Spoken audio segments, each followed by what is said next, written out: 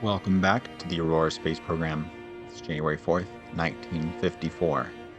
Got a quite busy year ahead of us here, and we begun with the first flight of the X-2 in a speed test.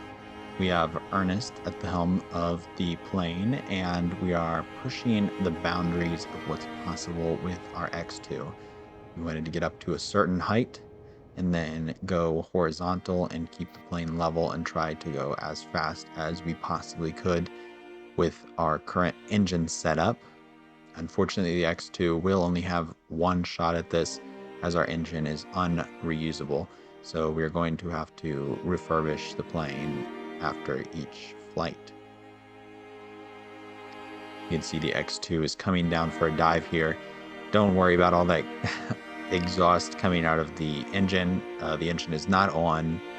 There is still an issue with waterfall in the realism overhaul configs or something now. I'm not sure how to fix that. But here we are coming in for our landing very fast using those air brakes that we finally had developed last year, and we'll want to bleed off a bit more speed. Unfortunately, I made a bit of a mistake here, or well, Ernest made a bit of a mistake, I suppose, and decided to bleed off a little too much speed. And you can see we're coming in, and our speed is dropping, and we're getting lower and lower here, and we're dropping still quite like a brick. Our wheels are out, and we are about to miss the runway. We almost clipped on the runway, and thankfully I managed to pull up in time and we survived. But this was a very close near miss for Ernest here. We almost lost him and the craft. Here we are on February 25th, the flight of the Ahote 3F. This is going to be flight B, and in contract, we are going to be targeting a 600 kilometer downrange. Of course, the beginning of the flight is rather uneventful. We are still using the A4 engine, and so our capabilities are quite well understood at this point. There shouldn't be any troubles with our A4 engine in this case. And as we get up higher and higher and higher, we've got, we're using Smart ASS to pitch over, as I feel it's just a little bit better of a pitching program than using it by hand. And so here we are, our probe is flying here, capsule attached, and the film canister attached. We probably aren't getting too many shots considering it's flipping over and over itself, but I'm sure the scientists back home can make something of that data and use it on future missions.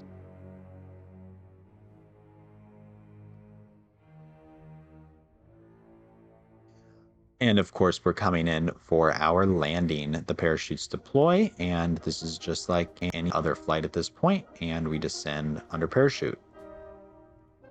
And here we are on February 27th, the flight of the XSR 4.5. This is flight E. So, and this flight, we're after the 130 kilometer sounding contract.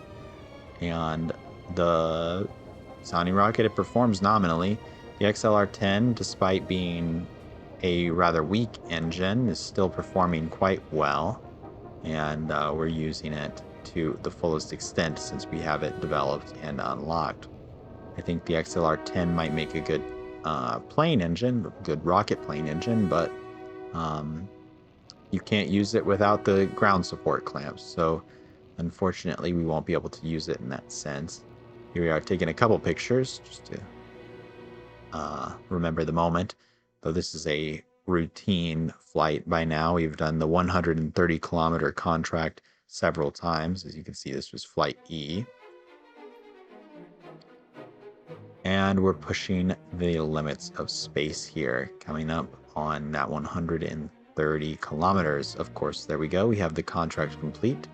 And we're up above the atmosphere now, collecting as much science data as we can before we activate the range safety and destroy the rocket. And into June 5th of 1954, we have the Haute-2C, the Haute-2 Flight C, excuse me. This is another low space biological science contract. And our goals with this mission are to get as much science from the animals that we bring up into space. This time we have some plants on board, and we're going to test their growth cycles and see if there is any growth in the plants after our capsule is returned.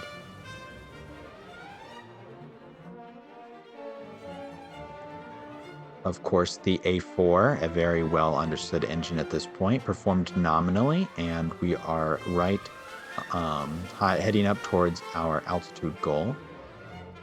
And our capsule deploys, and we monitor the science going forward.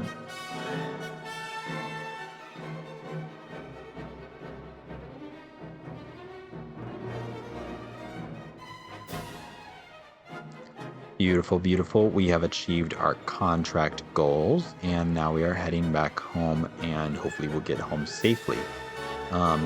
By this point, the dynamics of the capsule-shaped body are pretty well understood, and so it is very likely that we will be successful in our return. Something that we did note, though, is that a super high level of G-forces were endured on this flight, and a far higher ballistic arc is what's to blame. Our rockets probably could go without such a large altitude versus our downrange. And here's another flight, the last flight of the XSR 4.5. This is going to be Flight F.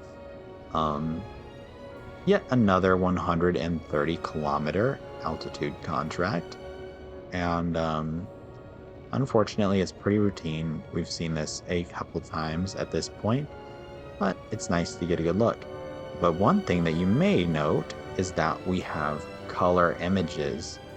So something last year that I forgot to do, unfortunately, was to turn on the color.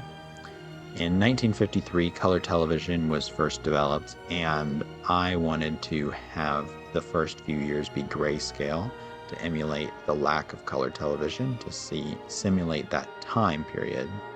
But now that it is 1954, we're a little bit behind the curve, but now we got our color television and our color images. And of course, this rocket performs nominally, as expected. I was very confident in its success.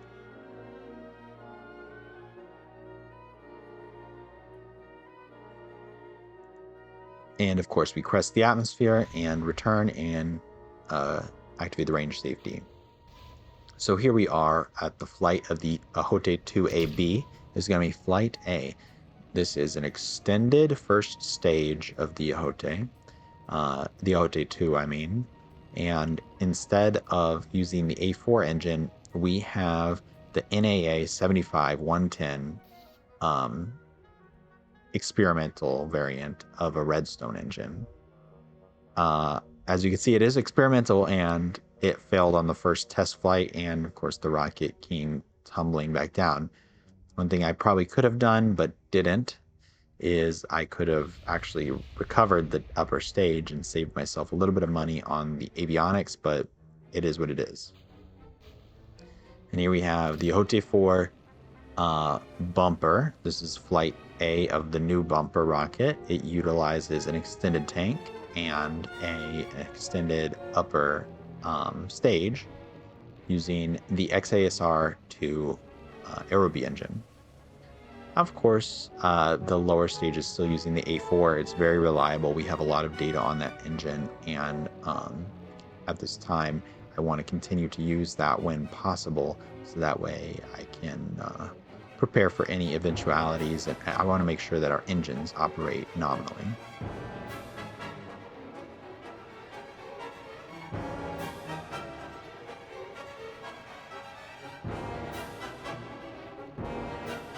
And here we are angling ourselves prograde, and we spin up the second stage and launch it. This time the dart is flying at a bit of a higher angle than I would have liked. It would have been better if it was closer to the horizon, so that we were pushing the downrange aspect of this flight a little bit further, but instead we got a much higher maximum altitude. Not ideal, really, since if we want to go to orbit, we're going to have to get further and further downrange. This bumper flight is largely a test of that early technology. We want to try out 2 stages. We want to make sure that we can get as far downrange as possible.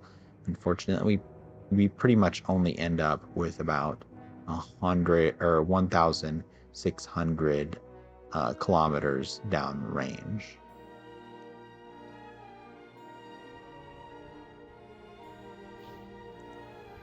And here we are with the flight of the Pazzola XJ2. This is November 21st in 1954, and we'll see how well this plane flies. One thing you'll notice is we have only 2 wheels on this plane for our main undercarriage, and it is because of the wings. They are so wide apart, and it is so difficult to keep an aerodynamic profile if you put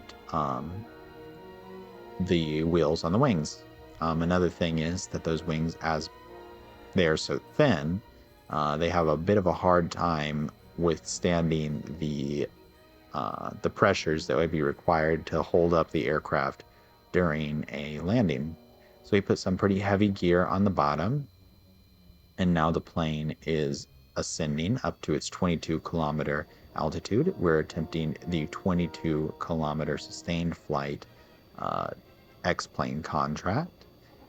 And as we move up, I want to point out a few things. These wings are extremely, extremely thin. And one thing that I did while I was building this plane is I modeled it off of the U-2, and I'm sure everybody can see that. It's a very easy plane to copy, and I figured since NASA has already done the work to understand how a plane like this would operate, I might as well just steal their information there. I'm not going to put in a lot of extra effort to try and design a plane when a perfectly acceptable blueprint essentially already exists. But back to those wings. So the wings are actually very, very thin. It actually comes into play a little bit later on in this flight, as we have Stacy Wood at the helm, and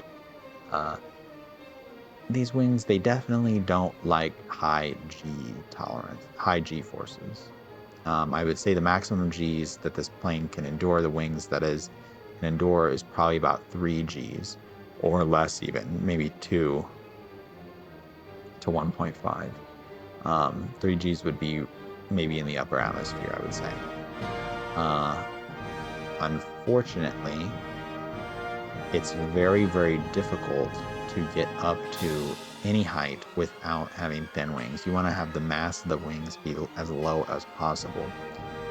And another thing that I did was I angled the wings ever so very slightly upward. That way, if I hold the nose at level, the plane will be gaining altitude. It could be 1 meter per minute, it could be 1 meter per hour. It's just gaining altitude. It's holding itself up instead of dropping because the weight of the plane is pulling it down through the atmosphere. So yeah.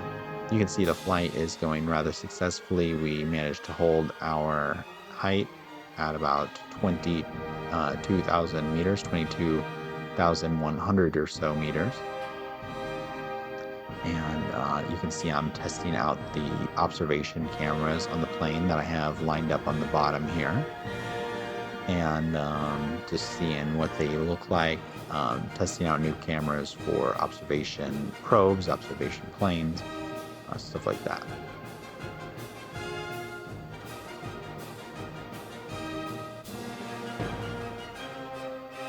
Of course, our good old friends in the military probably have uses for those cameras as well. And, um, moving forward in this series, I'm probably going to wane off of the military support.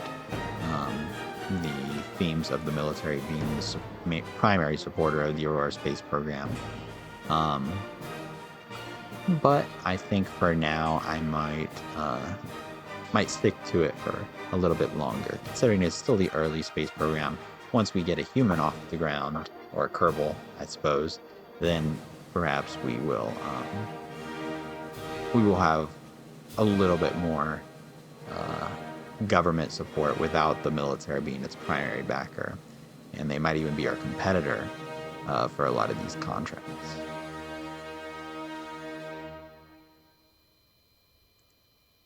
And after I did that hard bank, I'm now heading down south back to Cape Canaveral. Hopefully this will be a successful mission, but we'll see. You never know. Something could happen. This plane is rather fragile, I will say. But we're coming in, and one thing I wanted to test out, and this may even be the cause of any future problems that may happen to this plane, but I wanted to see the imaging of the Space Center with the cameras. I wanted to see how high a resolution it is, how good it looks. And so here I am, flying high above it, and I've got quite the view. It's pretty impressive. Unfortunately, this is an RSS Reborn, and the water looks still like garbage, but I got a pretty good image of the NACA runway there. And we're flying over, and I'd say that imaging mission was a success. Unfortunately, the purpose of this flight is not to image, it's just we were testing the cameras. And here I am coming in to line up for a landing. I'm trying to dip down because I was at about 16 kilometers in the sky, and I'm trying to lose altitude as fast as possible, so that way I can come in for a hard bank and land at either the NACA runway or the KSC runway.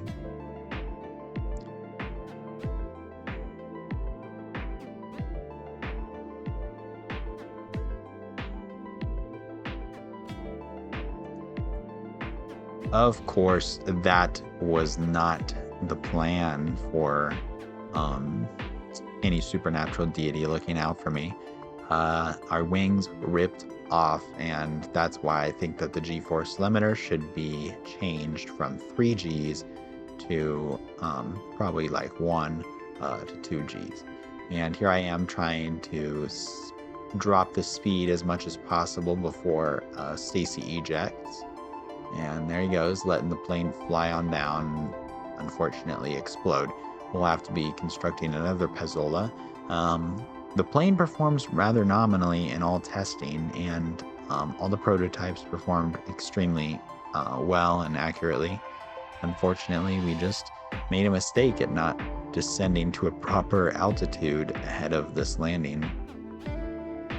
And we didn't want to run out of fuel, so we dipped a little lower, a little too early and a little too fast, and then we did a bank too hard. Yeah, it was just a lot of bad choices all around. I don't know that this can be attributed to Stacy Wood. Perhaps it was the heads at the Aurora Space Program Command that were instructing him. So here we are at the NAA 75-110 test stand. So this is the A variant. Unfortunately, the rocket, it just doesn't, it burns out. I'm not really sure what's up with these NAA 75-110s and their alarming failure rate, really. In all of my testing, they've never had any trouble. I put this thing in for repair, and I hoped that it would be repaired rather nicely and rather quickly, but our rocket seems to be sinking into the ground, and I wasn't really sure what was up with that. Maybe the folks at the pad construction simply didn't let the concrete harden when they were putting in this test stand. Who knows? Anyways, so we recover it, and that way we can use it on our next test stand mission. But unfortunately, I learned something. I learned something pretty big. So this is test stand B. And you can see the launch tower. I don't even know what's up with that. Something in the recovery process has messed this up. But one thing I noticed, and the whole purpose of this test stand was to gather data points, to get data on this engine, so that way we can increase its reliability. But it didn't ever, the data points never grew. So I think it was just a mistake to attempt to use a test stand. So instead of doing range safety, I just let it go. I just let the booster use whatever fuel was left in the tank, and I just let it fly as far as the engine would take it. And once the engine burned out, I initiated the range safety and blew it up. Thank goodness for range safety, because that flying fuel tank would have been a nightmare. But we got some data points at least. And here we are with the second flight in the last flight of the year. This is the Ahotutu AB flight B. And here we are. I'm at the edge of my seat, waiting for this engine to fail. However, it performs nominally. We are reaching for the stars. What an excellent flight this would turn out to be.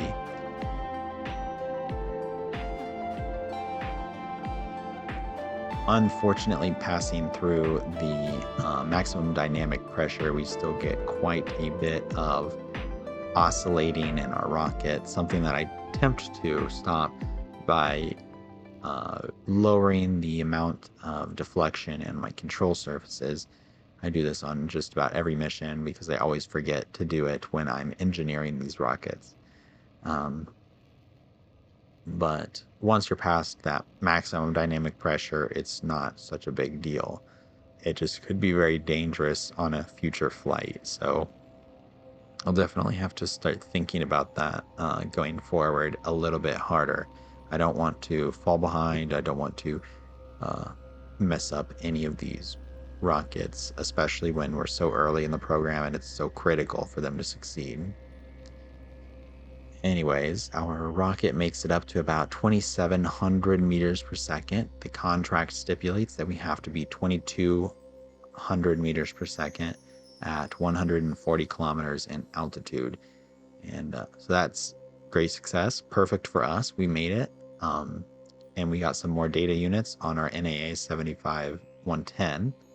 The engine that will later go on to be our Redstone alike booster. And of course, our biological sample is running. This time we have a small dog inside of it. Of course, our first attempt at a space dog. And this would be a success. I think that something about this mission, I guess it was perfect, considering it's the end of the year, the last mission of the year. It was our last chance to finish our program before 1954 closed out. And that success, I mean, that just made the program, that just made Aurora Space Program in its fourth year with a massive success. We managed to fulfill all the contracts of a government program. And here we are, we're descending, we're coming down. It's going to safely land. Our G forces rise to about 15 Gs. That poor space dog gonna be a little bit shaken, but not stirred. And we're gonna be coming down through the atmosphere, waiting for our parachutes to deploy. And once they're deployed, we'll just recover like normal. Thankfully, this process of descending through the atmosphere has never failed. We've never had a parachute really fail to open or fail to work or open too high, anything like that. Yeah, I'm really thankful for that because it could be a disaster if that happened. Yeah, here we go. Descending under parachute.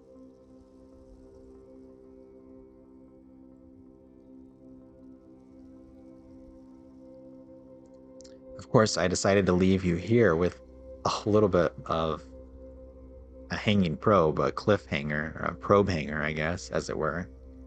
And I'm not sure what's up. I guess I just didn't want to cut down the footage, but I guess there's things that we can talk about going forward. So here we are in 1954. One thing that I will be working towards in the coming years is going to be going orbital. That may or may not include some longer range bumper rockets to test out our orbital capabilities as we move forward, but we're going to have to continue to push towards more researchers. As this flight descends, we're going to continue to push towards those larger and larger groups of researchers because one thing that we don't want to get behind on is technology. If we want to meet the deadlines that we have set, we'll want to be constantly ahead of time in tech, always ahead of time. It will cost a lot of money, but I, for one, am not going to be, I'm not going to be taking heavy sats, though I have been advised to many times on Reddit to take heavy sats. It's just, in my opinion, I think the better satellite program is going to be light sats. So I'm just here, I guess I'm thinking about it. I'm checking out my funding, checking out how much money I make, and I'm going to use the science gained from my last mission to unlock a few techs. Something that I do unlock later on, but I forget to show in the video, is I unlock the first 3 tiers of solid rocket motors. I didn't have enough science from the last mission alone to unlock any of the other tech nodes that I wanted to, but thankfully I didn't unlock anything else, because if I'm going to go orbital, I will need to unlock those solid rocket motors. So yeah, I think that that was a success. I'm checking out my integration here. I'm going to see what launch pads I'll need. I'm going to be dismantling the XSR heavy launch pad and the XSR launch pad, mostly because they just won't be needed anymore. Since we've completed the suborbital research program, we don't need to have any more sounding rockets, since we've largely got a lot of that science all gathered up. A lot of the science that we're going to get going forward is going to be done with satellites on top of bumper rockets or anything else. So here I am. I'm just checking out the suborbital development and the heavy and light sats. I'm almost certain I go with light sats. I edit every video after I finish recording it, but this video is a couple days after I finished recording the last clip for this. There I go. I got light sats on 3 years, so that'll get us close to a heavy sat level of funding. I really hope I can keep up with that pace, but I suppose I have 1955 to 1957 to launch all those different types of satellites. And here I am, I'm checking out a couple of the programs. One thing that I want to think about going forward is I want to upgrade my administrative building, so that way I can unlock some more programs to work at once. Currently I have 5 slots, but I want to have 6, 7, or 8 even, and that's something that I'll have to start thinking about. Another thing that I do end up doing, I believe I do it off screen though, unfortunately, is I start to upgrade my astronaut complex. It is a requirement for the X-plane contracts that the astronaut complex does get unlocked up to a level 2, I believe. And here I'm checking out some of the lunar program, even though I'm far, far, far away, but I wanted to see what funding looked like for a larger crewed program. But yeah, so I think this episode was largely a success. But 1954 did tend to be a year of failures. So I know the first flight of the Ahote 2AB was a failure. We had our bumper rocket was somewhat of a failure. I mean, the rocket launched and it managed to burn its entire length successfully, but we just didn't manage to achieve a significant downrange boost from our last bumper rocket. So that would be considered a failure. And we had the test stand failures, and I guess just not the foresight to do a little bit of research and find out if our data units increase when we utilize a test stand. So yeah, I guess that's it. I really probably could have done a little bit better in this year, but I think going into 1955, we have all of the steps and all of the things that we can carry with us out of this year to make us a little bit better going forward. We are coming to the end of the video, so one thing that I would like to say is if you enjoyed this video, please go ahead and like or subscribe, or I think even leave a comment.